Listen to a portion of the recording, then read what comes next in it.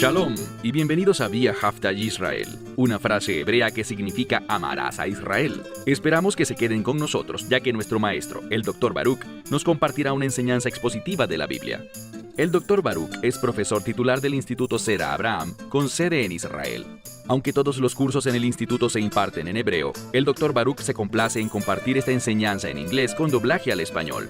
Para más información, visítenos en amarasaisrael.org o descargue nuestra aplicación móvil Mi Estudio Bíblico. Aquí está Baruch y la lección de hoy.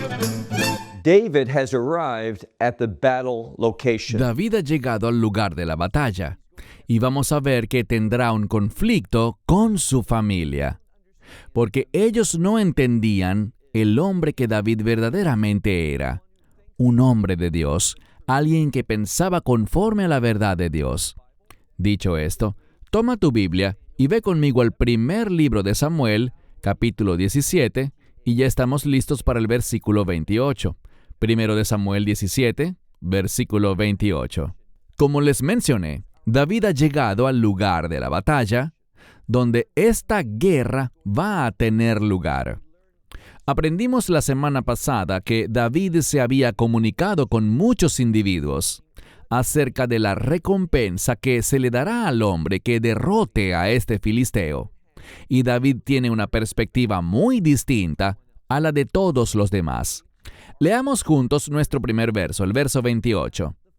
El enfoque aquí estará en el hermano mayor de David, cuyo nombre es Eliab.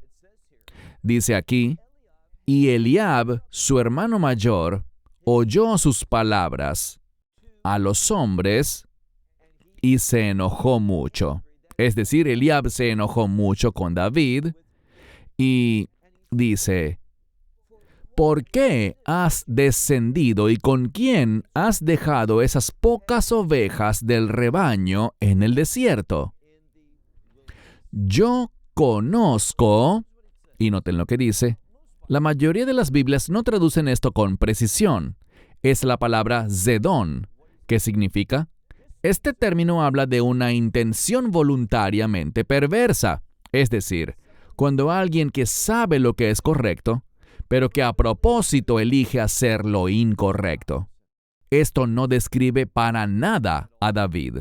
Lo que vemos aquí es que de la misma manera en que el Mesías fue malinterpretado y el Mesías fue difamado, así también lo es David. Él está siendo difamado por su propia familia. Recordamos un caso parecido en el libro de Génesis. Y me refiero a José, quien es conocido como el justo José. ¿Qué le pasó? Sus hermanos no querían que viviera. Lo vendieron como esclavo, aunque su primera intención había sido quitarle la vida. Luego mintieron sobre lo que realmente le sucedió, encubriendo su propio pecado. Pero en este caso, noten lo que dice que son las palabras de Eliab. Él dijo, yo conozco, literalmente he conocido, la intención voluntaria y perversa, de eso es de lo que está acusando a su hermano, y la maldad de tu corazón, porque con el fin de ver la guerra has descendido. Pero eso es falso. ¿Por qué está allí David? Está allí porque su padre le pidió que fuera a ver a sus hermanos, para traer un informe de cómo están sus 3 hermanos mayores. Esa es la razón por la cual David está allí. Esto que afirmó Eliab de él es totalmente falso. Mira ahora nuestro siguiente verso, el verso 29. Y David dijo, ¿qué he hecho ahora? Ciertamente, y tenemos una palabra. Esta palabra, dvar, en hebreo, también puede relacionarse con un asunto o algo que está sucediendo. Y David está diciendo que algo importante está pasando. Hay un asunto, hay un mensaje que se está difundiendo. ¿Y cuál es el mensaje? Bueno, es el mensaje que Goliat ha venido proclamando. Él ha estado desafiando, y no solo eso, sino también ha estado trayendo vergüenza y deshonra sobre el pueblo de Dios. Y lo ha estado haciendo por 40 días, por lo que no es casualidad que este día David haya llegado a este lugar. Mira ahora el verso 30. Y se apartó de sí mismo hacia otro, es decir, se volvió hacia otro individuo y dijo esta cosa. Hizo la misma pregunta. ¿Qué se hará al hombre que nos libere y haga morir a este filisteo? Y la gente le respondió con una palabra como las primeras palabras. ¿Qué significa esto? Que David lo escuchó de nuevo. Ahora, ¿por qué se recita esto una y otra vez? Cuando algo se repite en la Biblia es con el propósito de darle énfasis. Y esto es importante porque David no está entendiendo por qué están dispuestos a pagar tantos beneficios por matar a un simple filisteo. Él piensa algo diferente. ¿Por qué? Porque él conoce la fidelidad de Dios. Entonces, ¿qué pasa? Mira ahora el verso 31. Y ellos oyeron las palabras que habló David y fueron declaradas delante de Saúl, y Saúl lo tomó. Bien, nadie más quiere salir a pelear contra el filisteo. Durante 40 días, por la mañana temprano y por la tarde, este gigante llamado Goliat ha salido a desafiar y a faltarle el respeto a los hijos de Israel. Nadie está haciendo nada al respecto. David oye y su primera respuesta es ir inmediatamente a pelear contra los filisteos. ¿Por qué? Porque él conoce la fidelidad de Dios. Dios ha estado con él en el pasado y David está muy confiado en que Dios estará con él en el futuro. Así que vemos que Saúl tomó a David. Mira ahora el verso 32. Y David dijo a Saúl, que no desmaye el corazón de ningún hombre a causa de él. Tu siervo, y noten cómo David habla de sí mismo ante Saúl, tu siervo irá y peleará con el filisteo, con este filisteo. Y luego dice, mira el verso 33, y Saúl dijo a David, tú no serás capaz de ir contra el filisteo, contra este filisteo, para pelear con él. ¿Por qué? Dice, porque tú eres un jovencito, y él es un hombre de guerra desde su juventud. Bien, la palabra que traduje como jovencito es la palabra Nahar, que habla de un muchacho que usualmente tendría de 14 a máximo 17 años, alrededor de esa edad. Así que David no tiene mucha experiencia. No ha sido un guerrero desde su juventud. De hecho, en este momento David no ha visto ninguna batalla digna de mención en una situación de guerra real. A David solo se le han confiado las ovejas de la familia. Pero noten lo que se dirá en este momento. Verso 34. Y David dijo a Saúl, tu siervo era pastor del rebaño de su padre. Y cuando venía un león o venía un oso y tomaba un cordero de la manada, ¿qué hacía David? Él no huía lleno de miedo. Dice aquí, y yo salía tras él y lo hería y lo libraba de su boca. Es decir, libraba a ese cordero de su boca. Y si se levantaba contra mí, ¿qué hacía David? Yo lo hacía por la barba y lo hería y lo mataba. Verso 36. Así que aunque David no ha peleado en una guerra, sí ha peleado contra un león y un oso, con el fin de salvar a sus corderos de la boca de semejantes bestias. Y David lo hizo con éxito. Noten lo que dice aquí en el verso 36. También al león, también al oso, tu siervo ha matado. Y este filisteo será, literalmente este filisteo incircunciso, será como uno de ellos. Recuerden lo que hablamos la semana pasada. Cuando David habla de este filisteo, una y otra vez lo llama filisteo incircunciso. En ese momento comentamos que hay una conexión entre la fe y la circuncisión. La razón por la cual Abraham fue circuncidado es porque creyó en Dios. ¿Y qué produce esta fe? La fe produce la muerte de la carne. Eso es lo que enseña la circuncisión. Es por la fe que nuestra carne, esa naturaleza carnal, donde mora el pecado, queda despojada de su poder. No logra la victoria. En la carne, uno se encamina hacia la muerte. Así que la circuncisión habla de la muerte de la carne. ¿Para qué? Para que podamos tener vida. ¿Y en qué descansa esa vida? En lo siguiente: en la voluntad de Dios, en servir a Dios, en hacer sus mandamientos y en traer honra y gloria delante de Él. Esto es lo que a David le interesa hacer. Así que dice, mire de nuevo el verso 36. También al león y al oso he herido, o tu siervo ha herido, y este filisteo incircunciso será como uno de ellos. ¿Por qué? Bueno, David es muy sensible a lo que está pasando aquí. Dice, porque él ha traído deshonra sobre los ejércitos del Dios viviente. Lo que está diciendo es esto. Israel no simplemente sale a pelear por amor a la guerra. Ellos salen a pelear porque Dios los ha llamado. Porque hay un propósito divino en lo que Israel ha sido llamado a hacer. Israel no pelea por las mismas razones por las que otros pelean. ¿Qué razones? Por lucro, por botín, con el fin de arrebatar las posesiones de otro o la tierra de otro. Esta no es la razón por la cual Israel va a la guerra. Israel va a la guerra bajo el liderazgo de Dios. ¿Y qué hace Dios? Dios los saca y los hace volver victoriosos.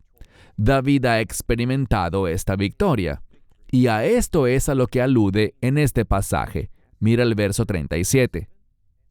Y David dijo, el Señor, que me ha librado de las manos del león y de las manos del oso, Él me librará de la mano de este filisteo.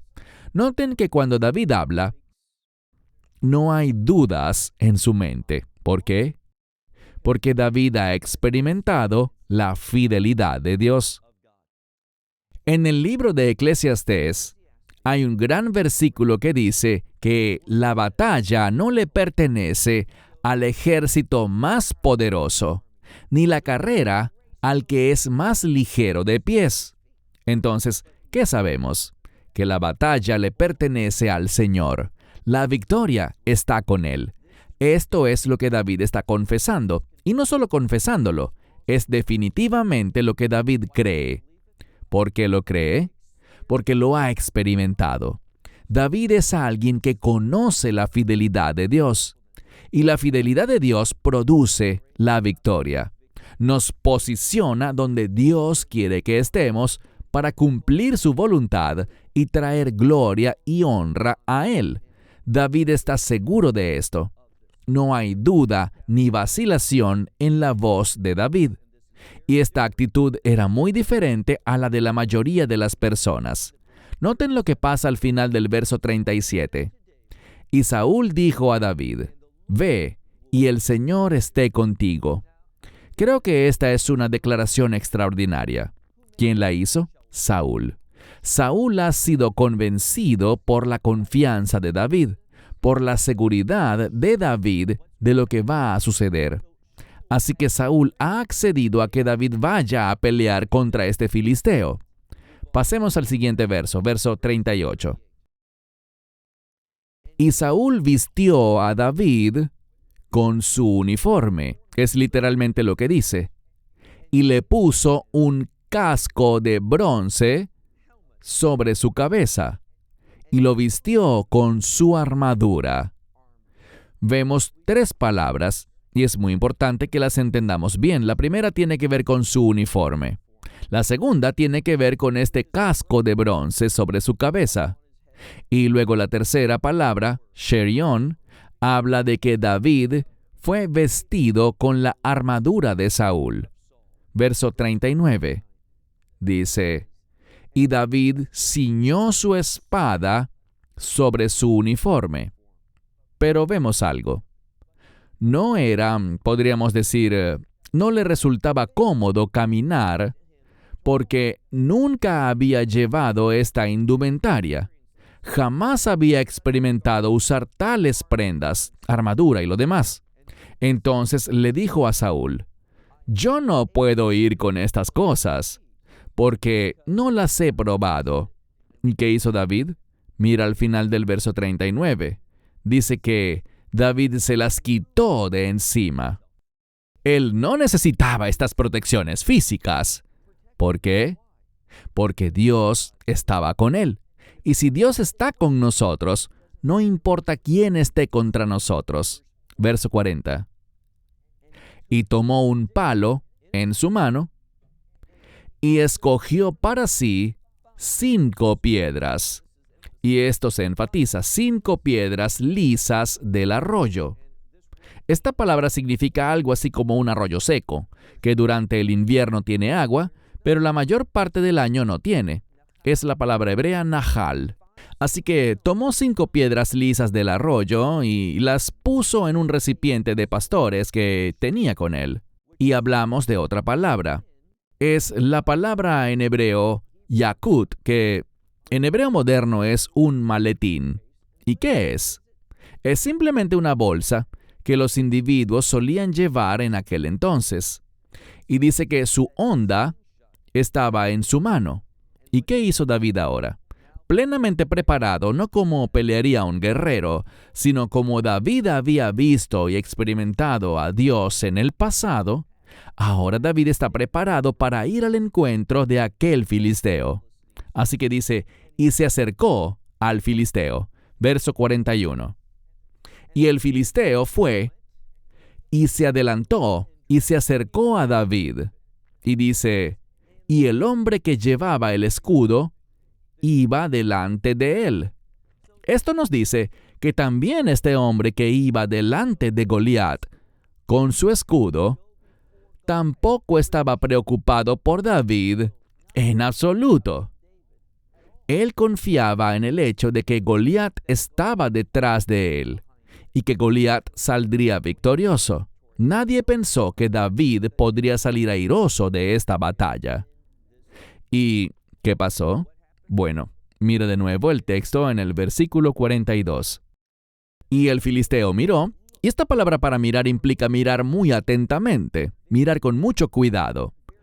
¿Y qué pasó? Bueno, vemos aquí que el filisteo miró atentamente y vio a David.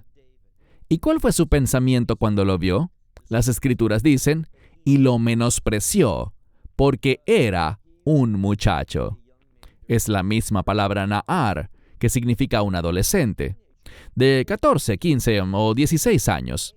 Y no solo que era joven, sino que también dice adomnim, lo cual significa que era un gingi, o sea, pelirrojo o de tez rojiza. ¿Y qué más? Dice, de buena apariencia. Entonces, nada en David proyectaba la imagen de un hombre temible de guerra. ¿Y cuál era el objetivo del filisteo llamado Goliat? Bueno, él era un hombre orgulloso.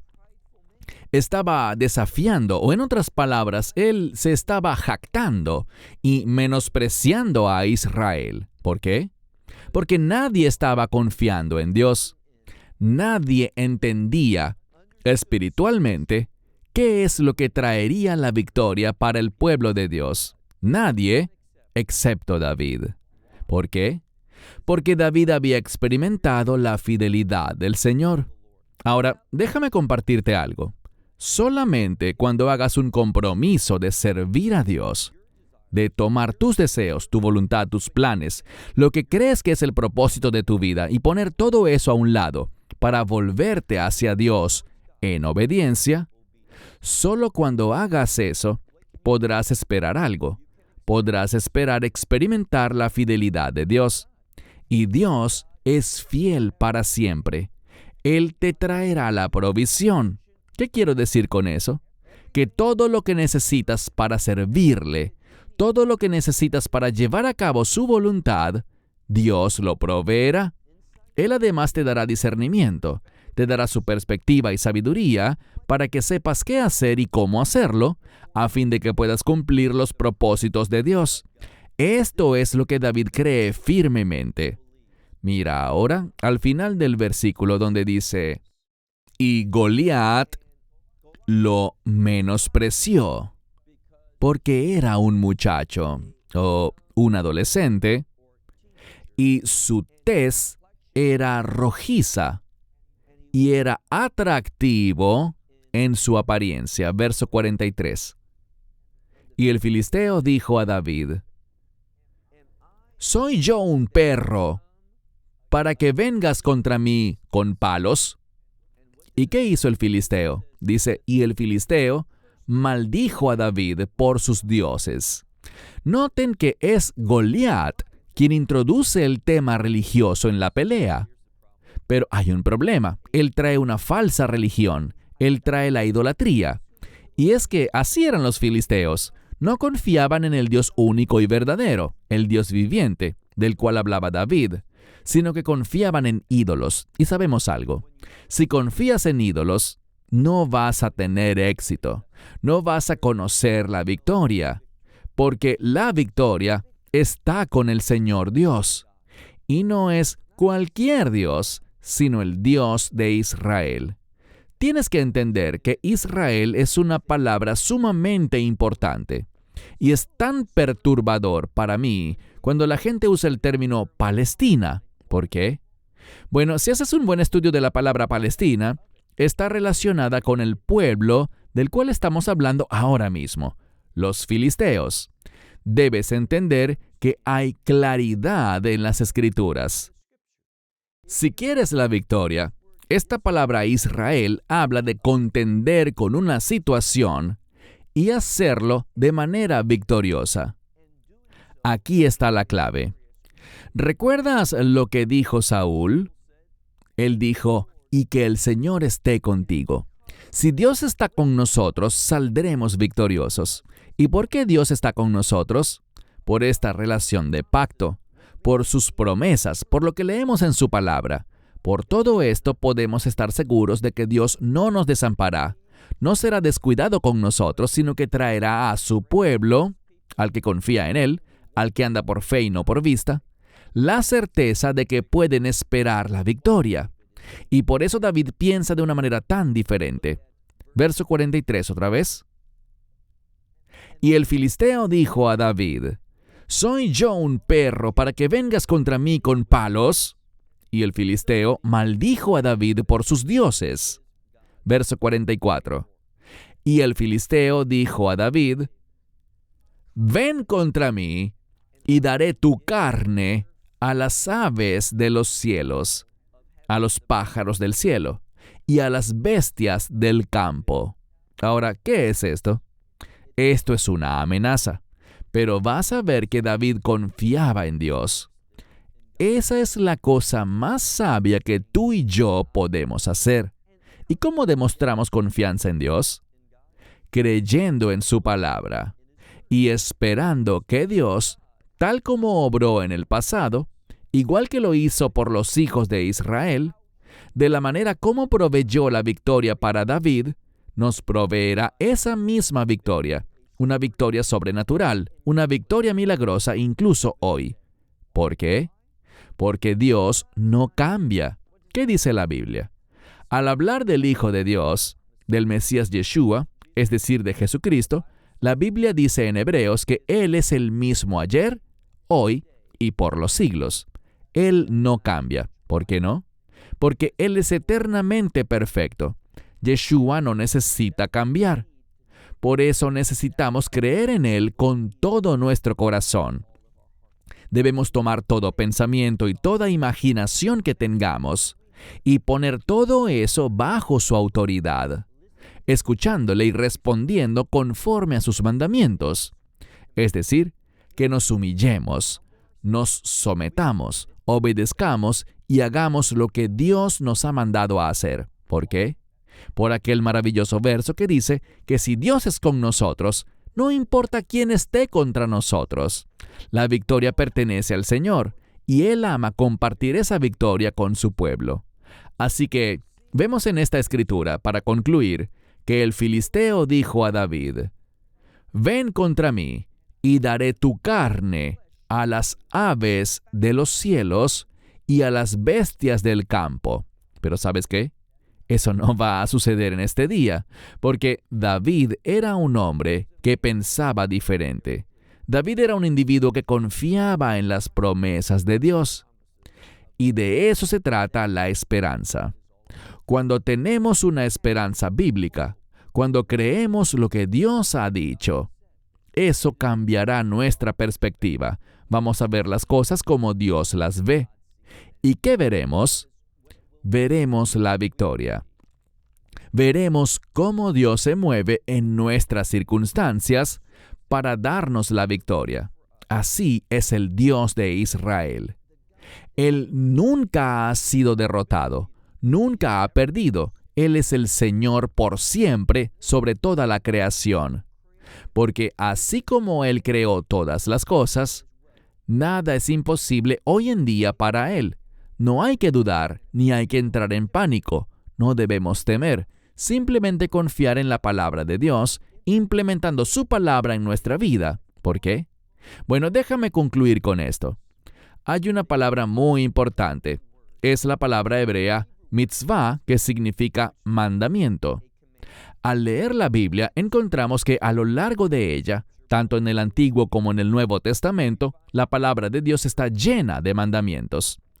Pero esta palabra, mitzvah, se deriva de una palabra hebrea similar para mandamiento, pero también se puede hablar de ella con el término sevit, que es un equipo o un grupo de trabajadores. Aquí está la clave, un grupo que trabaja unido. ¿Y por qué eso es importante? Porque por los mitzvahs, por los mandamientos, es que experimentamos a Dios. Le servimos y tenemos intimidad con Él. Estamos unidos a Él a través de sus instrucciones. Y por eso es tan importante que nos humillemos, escuchemos su palabra, no la rechacemos, sino que pongamos su palabra por obra en nuestra vida, para que podamos ser hallados fieles, cumpliendo sus propósitos, haciendo su voluntad y trayendo gloria y honra a Él. Ese es nuestro llamado en el nombre de Yeshua. Esperamos que te hayas edificado con el mensaje de hoy y lo compartas con otros. Te invitamos a seguir nuestros estudios cada semana por este canal y por el portal de YouTube de Amarás a Israel. También puedes descargar nuestra aplicación móvil gratuita, Mi Estudio Bíblico. Finalmente, para obtener más información sobre nosotros, visita nuestra web amarasaisrael.org, donde encontrarás otras conferencias de Baruch en audio, video y texto. Hasta el próximo programa. Que el Señor te bendiga en Yeshua HaMashiach, Jesús el Mesías, mientras caminas con Él. Shalom desde Israel.